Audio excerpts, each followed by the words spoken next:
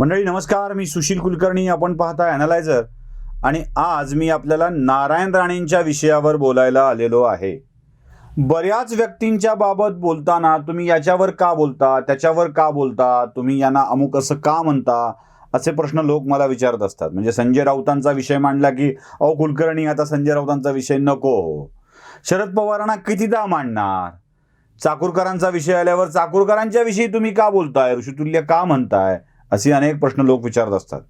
आता नारायण राणे यांच्या संदर्भात सुद्धा बोलताना असाच प्रश्न विचारला जाईल. मला एक सांगायचं आहे की ज्या घटना घडतात आणि ज्या गोष्टींना समोर आणणं आवश्यक वाटतं त्या मी आपल्या समोर मांडत असतो. चाकूरकरांना मोदीचं कौतुक करावं वाटतं, ते चूक नाहीत हे सांगावं वाटतं, हे मला आपल्या समोर आणायचंय. चाकूरकरांना लातूरच्या राजकारणात काँग्रेसच्या नेत्यांची अवस्था काय आहे हे सांगावं वाटतं, ते मला तुमच्या समोर आणावं वाटतं. जे म्हणून काही तुमच्या समोर आणावं असं वाटेल ते मी मांडत असतो. आवड निवड हा आपला प्रत्येकाचा विषय आहे. अर्थात तुम्ही त्यावरती व्यक्त होतही असता, त्यामुळे त्याच्याबद्दल मी फक्त पाहत असतो की आपण काय बोलताय, काय मत आपलं काय आहे, आणि त्यावरून साधारणतः अंदाजही येऊन जातो. असो, आपण आज नारायण राणे यांच्या विषयावर बोलणार आहे. नारायण राणे यांचा मुलगा नितेश राणे, खरं तर राणे फॅमिली ही विधानं करण्याच्या विषयामध्ये आक्रमक आहे. ती बिनधास्त बोलून जातात, त्यांना कधीही भय वाटत नाही. ते पुढचा, मागचा, आजूचा, बाजूचा असला कोणताही विचार करत नाहीत. ते बोलून विचारात पडत नाहीत की विचार करून बोलत नाहीत. अशा दोन्ही गोष्टी राणे यांच्या विषयात लागू आहेत.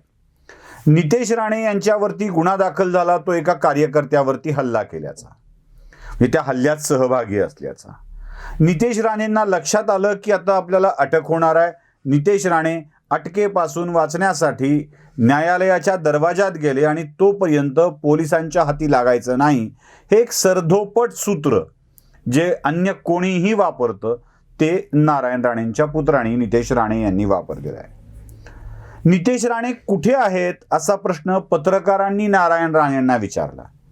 बघा कसं छान असतं काम सगळं. म्हणजे कुठे आहेत नितेश राणे असा विचारला.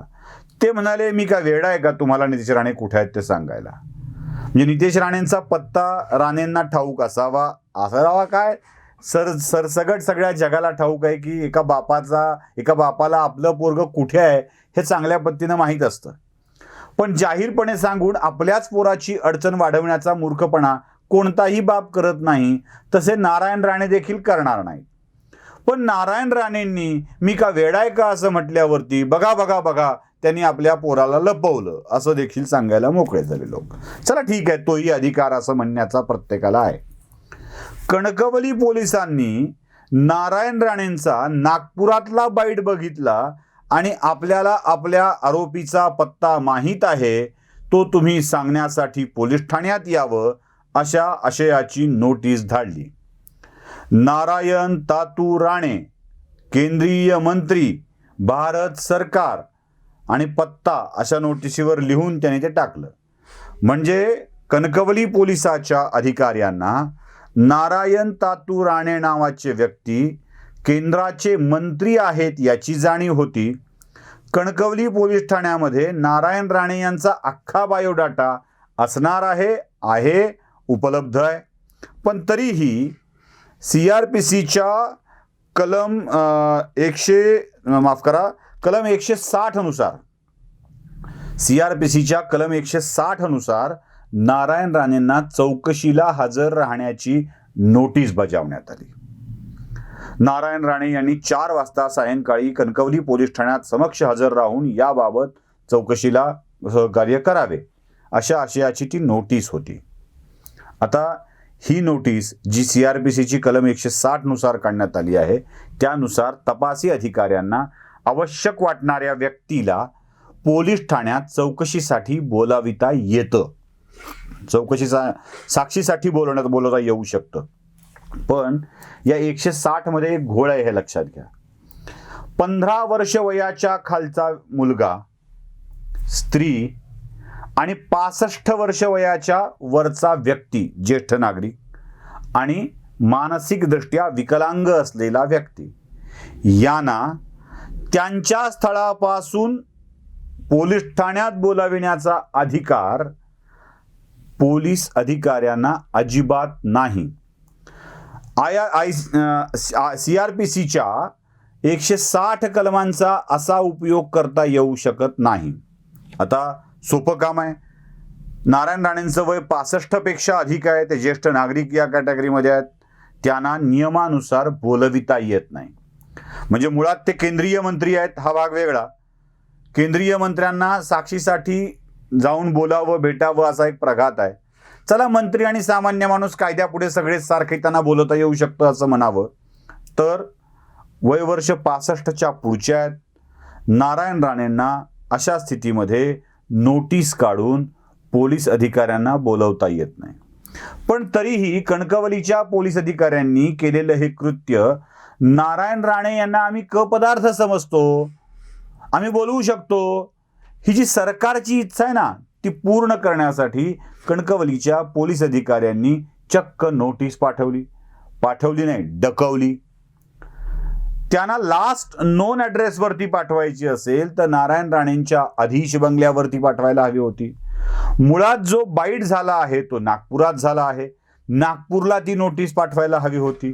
पण कणकवलीच्या जवळच्या ठिकाणी नोटीस पाठवून आणि माध्यमांच्या समोर ती नोटीस उघडी करून नारायण राणे यांना हे सरकार अटक करू शकतं, चौकशीला बोलवू शकतं, हे वारंवार सिद्ध करायचं आहे. केवळ आणि केवळ राजकीय गोष्ट.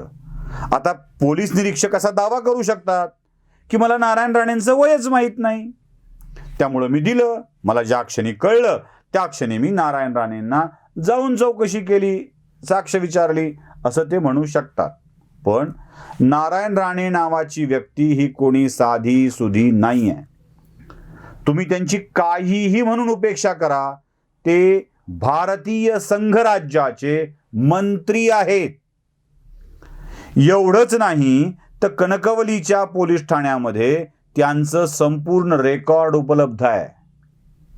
कणकवलीच्या पोलीस ठाण्यात त्यांचं रेकॉर्ड उपलब्ध असताना देखील त्यांचं वय 65च्या पुढे आहे हे कणकवलीच्या पोलीस अधिकाऱ्यांना माहीत नसणं ही गोष्ट शक्यच नाही.